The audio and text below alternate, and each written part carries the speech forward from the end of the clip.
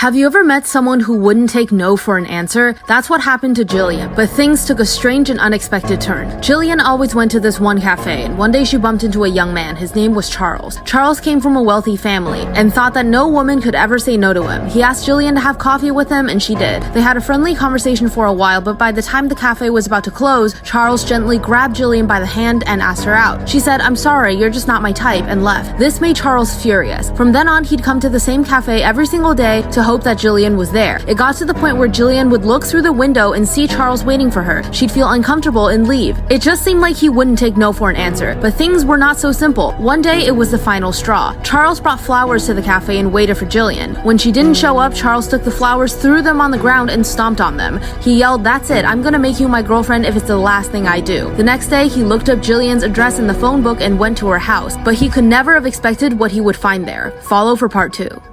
Have you ever met someone who wouldn't take no for an answer? Charles became obsessed with Jillian after she blew him off at the cafe. Charles was the type of man who couldn't accept that anyone might reject him, so he found Jillian's address from the phone book and went to her house. He knocked on the door many times until he heard Jillian's voice say, "Charles, what the heck are you doing?" Charles replied, "I don't get why you wouldn't go out with me. We had such a great conversation in the cafe." Jillian replied, "I already told you, you're just not my type. But if you really want to know what my type is, I can show you." Then she opened the door. Charles stepped in. "You see that door at the end of the hallway? Go in there and you'll see the type of man I like."